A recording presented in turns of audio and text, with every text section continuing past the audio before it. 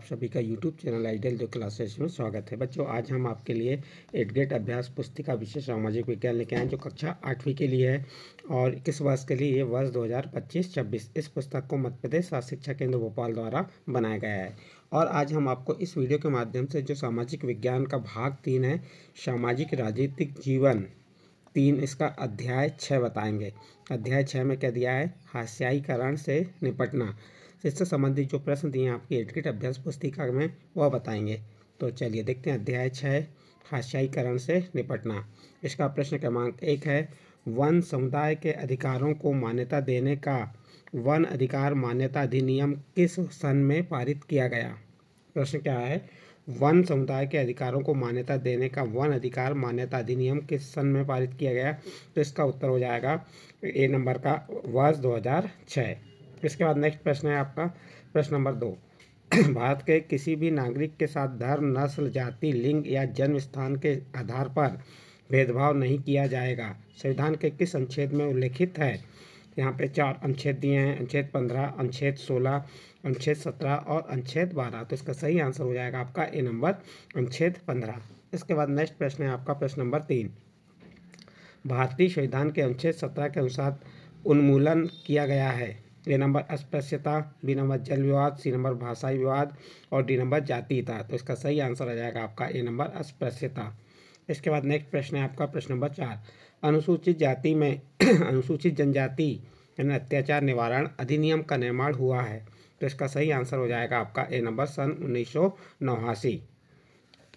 तो इस प्रकार आपका प्रश्न नंबर 4 का उत्तर कंप्लीट हुआ। इसका सही आंसर हो गया ए नंबर सन 1989। इसके बाद नेक्स्ट प्रश्न है आपका प्रश्न नंबर 5। इतिहास में विभिन्न समुदायों ने असमानता तथा भेदभाव का सामना किन रणनीतियों के सहारे किया? तो उत्तर में देखिए, इसका उत्तर हो जाएगा इतिहास में विभिन्न समुदायों ने असमानता तथा भेदभाव का सामना करने के लिए कई रणनीतियों का सहारा लिया, जैसे धार्मिक सांत्वना, सशस्त्र संघर्ष, आत्म परिष्कार व शिक्षा और आर्थिक बेहतरी। अपनी स्थिति में सुधार के लिए उन्होंने तरह तरह के रास्ते अपनाए। इस प्रकार आप प्रश्न नंबर 5 का उत्तर लिखेंगे। इसके बाद नेक्स्ट प्रश्न है आपका प्रश्न नंबर 6। जनजातीय आबादी वाले क्षेत्रों में सामाजिक न्याय को प्रोत्साहित करने हेतु सरकार द्वारा क्या कदम उठाए गए हैं? तो इसका उत्तर हो जाएगा सरकार द्वारा निम्नलिखित कदम उठाए गए। नंबर 1, मुफ्त रियायती दरों पर छात्रावास की सुविधा। नंबर 2, शिक्षा संस्थानों और सरकारी नौकरियों में दलितों व आदिवासियों के लिए सीटों के आरक्षण का कानून बनाए गए। इस प्रकार से आपका प्रश्न नंबर 6 का उत्तर कंप्लीट होता है। इसके बाद नेक्स्ट प्रश्न है आपका प्रश्न नंबर 7। अनुसूचित जाति और अनुसूचित जनजाति अधिनियम 1989 क्यों बनाया गया है? तो उत्तर बता देंगे।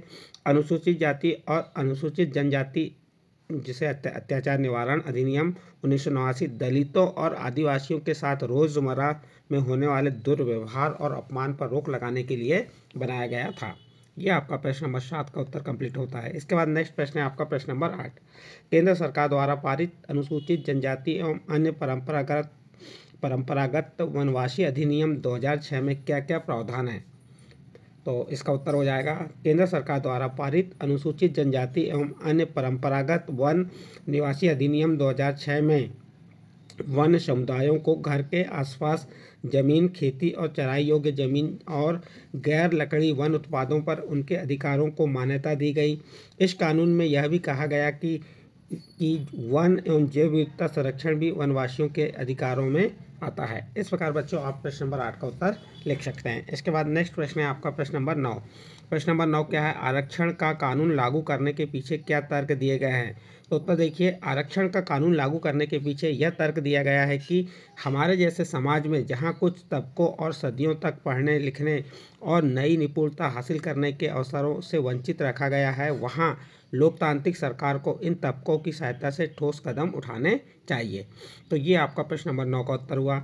इसके बाद नेक्स्ट प्रश्न है आपका प्रश्न नंबर 10। भारतीय संविधान में अस्पृश्यता को रोकने के लिए कौन कौन से अनुच्छेद है, उनमें क्या प्रावधान है? उत्तर देखिए, भारतीय संविधान में छुआछूत को रोकने के लिए अनुच्छेद 17 व अनुच्छेद 15 है। उनमें से अनुच्छेद 17 में छुआछूत का उन्मूलन किया गया और अनुच्छेद 15 में भारत में किसी भी नागरिक के साथ धर्म, नस्ल, जाति, लिंग तथा जन्म स्थान के आधार पर भेदभाव का विरोध किया गया।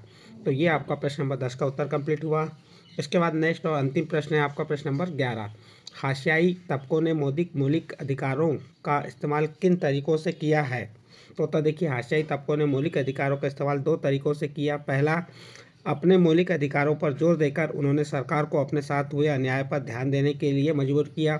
दूसरा, उन्होंने इस बात के लिए दबाव डाला कि सरकार इन कानूनों को लागू करे। इस प्रकार बच्चों आपका ये प्रश्न नंबर 11 कंप्लीट होता है और इस प्रश्न के साथ ही आपका जो अध्याय 6 था, अध्याय 6 में क्या था, आशयकरण से निपटना से संबंधित जो प्रश्न थे उन प्रश्नों के उत्तर हमने आपको बताए।